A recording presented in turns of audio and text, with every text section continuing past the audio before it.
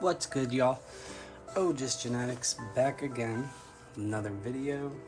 Today we're going to be going over how to amend your potting soil, whether it's straight up out the bag or whether it's reamending used soil.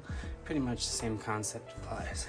We're going to be adding more micro and macronutrients as well as trace elements and other beneficials such as we have pumice for aeration,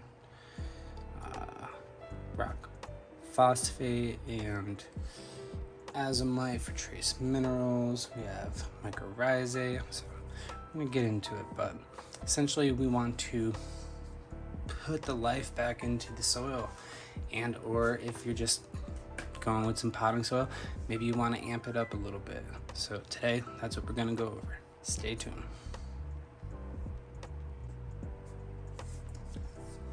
Alright, so like I was saying, we have some Fox Farm potting soil.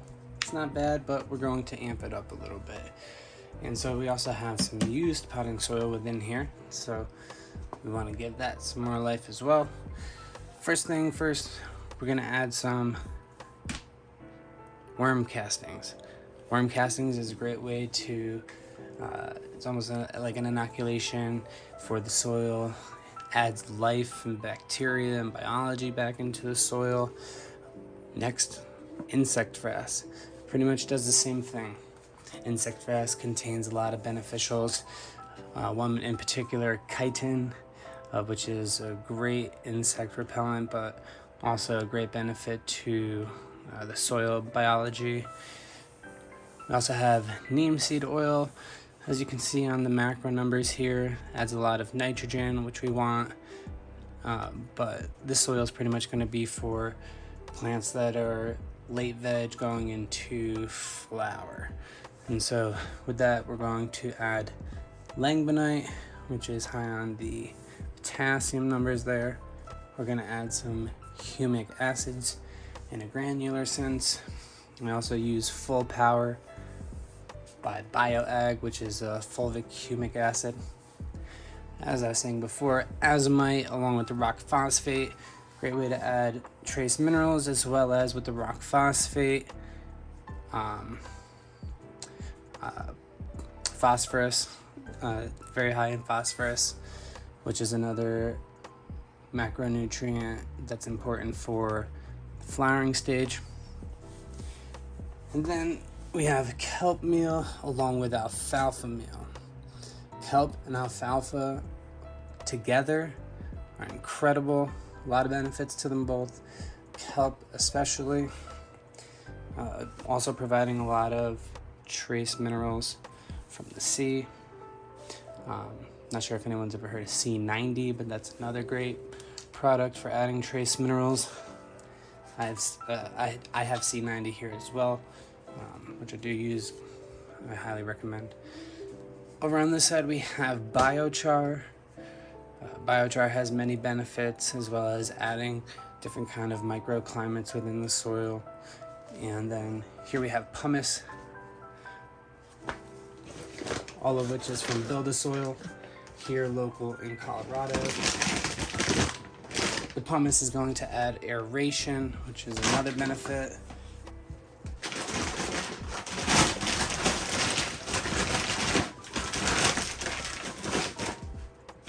Over here, still by Build a Soil, we have the rice hulls. Rice hulls are great because they also too add a bit of aeration, but as they break down, they provide a lot of silica, which is important. And let's see. Down here we have Extreme Mycos, and I like to use this when mixing up potting soil for adding the mycorrhizae. And so with all of that being said, let's go ahead and start mixing this up.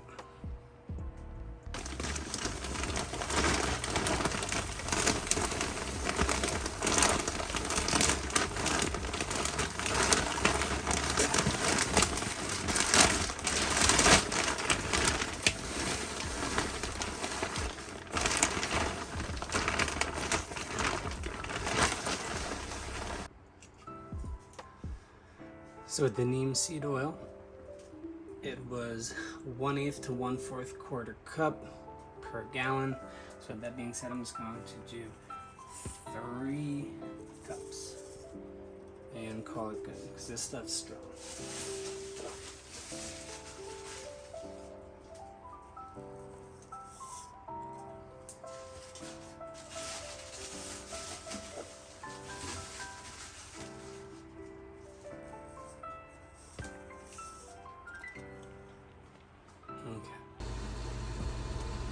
All right, here we have some insect fresh, and with this here, it says 1 to 2 tablespoons per gallon.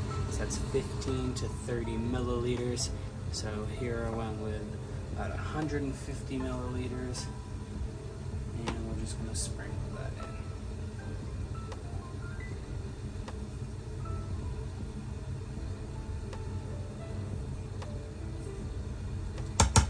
Insect fresh is also great for making compost teas. If you're not aware, check out one of my other videos. Here we have some azomite, which is trace minerals. One about 200 milliliters on this one here. Called for 2 to 3 tablespoons per gallon. Just a little bit more than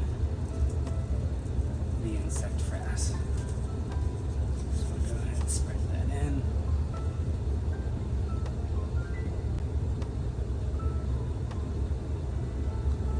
Here we have the granular humic acids, 1 to 2 tablespoons per gallon again. So back to the 150, pretty much a safe mark. The 18-gallon tote, and we're just going to go ahead and sprinkle that in.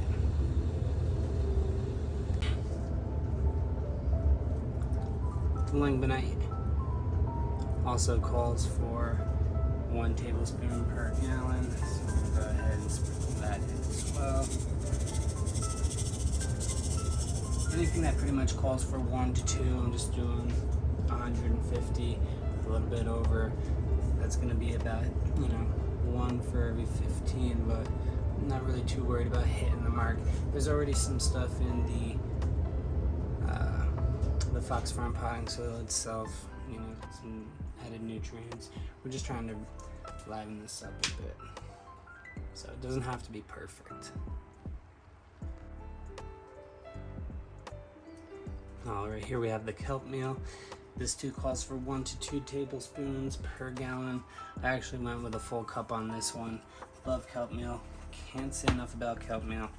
All of the trace minerals it brings. You can literally just take kelp meal, let it steep in some water, strain it with some cheesecloth, spray that on your plants, and sit back because they'll love it.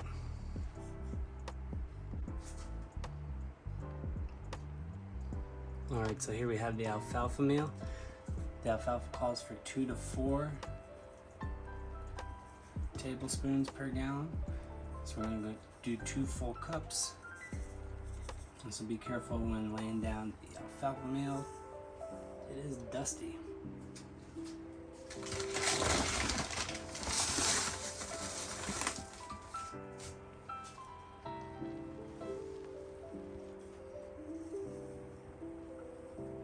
Now, because of the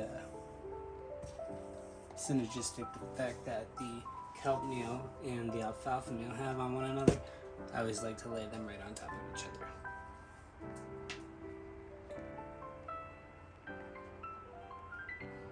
Next, we have the rock phosphate. This too calls for 1 tablespoon per gallon. It's back to the 150 mark. 150 milliliters, that is. For anyone skipping around in the video. And if you're not, kudos.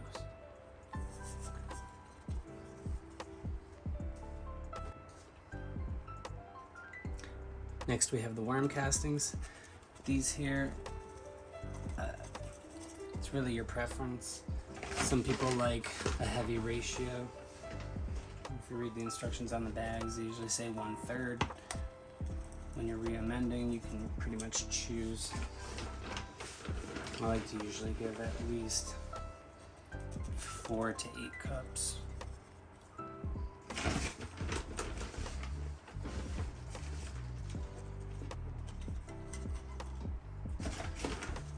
start with your 6 here.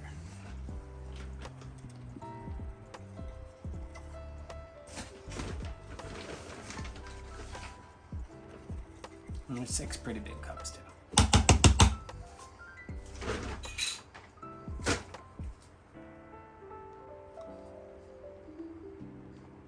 Alright, here we have the Mycorrhizae by Extreme. For 10 to 20 gallons, it called for 4 to 6 tablespoons. So with that being said, we have just under half cup. And we'll throw that right on the worm castings. Again, introducing biology to biology.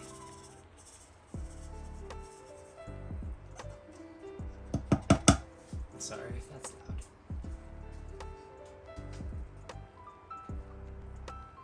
Here we have the rice hulls. Again, this is going to be another one of those preferences fit type situations. It is your preference. However much you see fit, put it in. You know you're working with the soil, you know what you got going on. Don't expect it to break down too fast.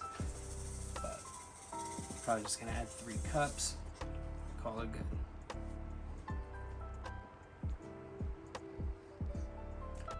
Here we have the biochar by Build the Soil. Doesn't have any instructions on application, but I'm just gonna go ahead and put in 2 cups.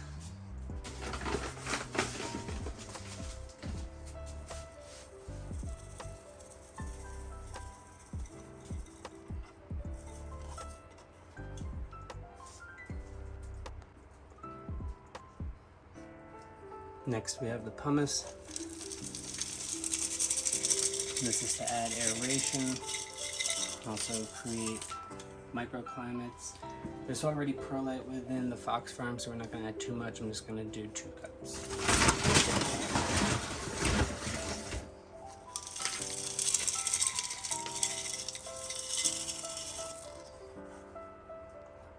Now it's the fun part of mixing it up. Alright, what's up, y'all? Here we have an auger. Mixing soil is not fun. It is tough work. And this is one of those work smarter, not harder jobs. Found this baby on Amazon for $8. It has held up and it works well, as you will see. But I highly recommend getting an auger if you do not have one.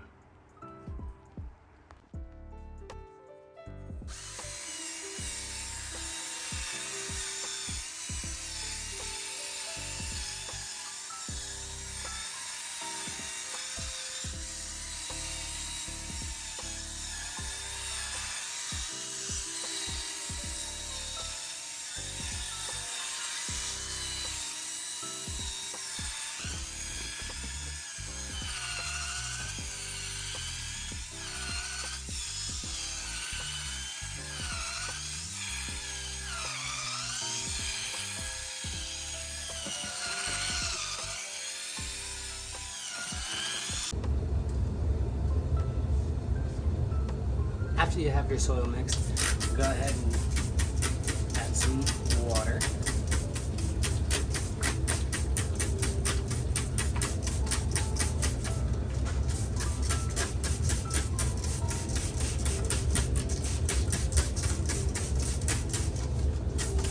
Gotta remember, just like with any biology, bacteria grows with moisture.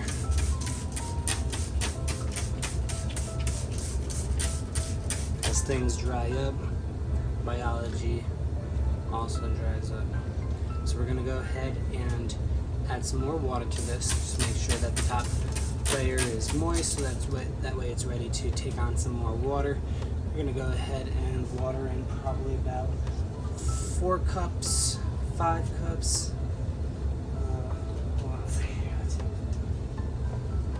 It's gonna be about 6 cups of water. And then we're gonna go ahead and mix that up again, just a little bit more to make sure that we're at field capacity, meaning that our soil is moist and holding water.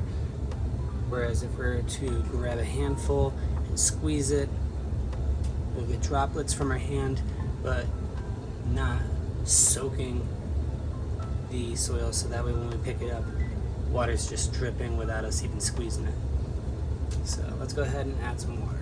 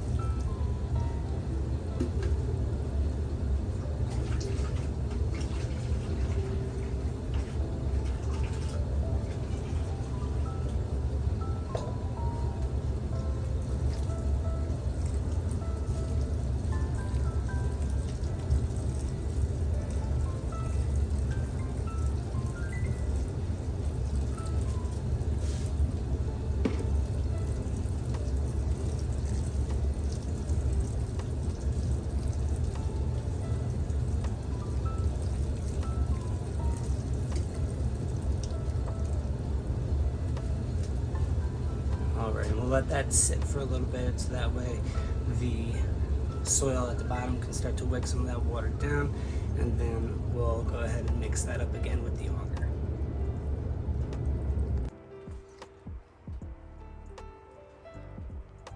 Alright, so we're back. We've gone ahead and cleaned up a bit, made use of our time, let that water make its way down to the bottom. And so now that it's seeped down a little bit lower, we're going to go in and mix that up again.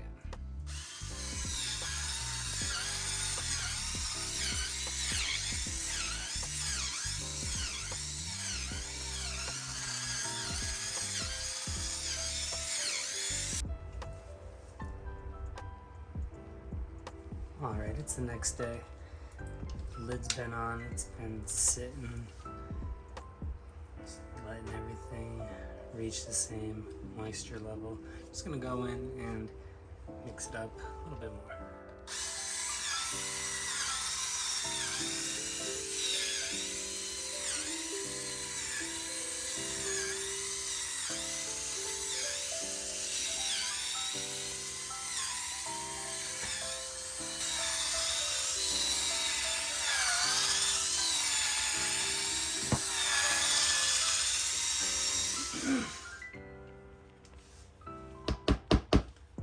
Alright, as you can see, there's no dry pockets coming up. It's pretty evenly mixed. I did do a little bit more mixing last night for probably like 10 minutes. I'm just going to go ahead, give this another good mix, probably about another 5 to 10, put the lid on, and call it good until I need it. And that's a real easy and efficient way to amend or re-amend potting soil. Thanks, y'all. And don't forget to subscribe. Peace.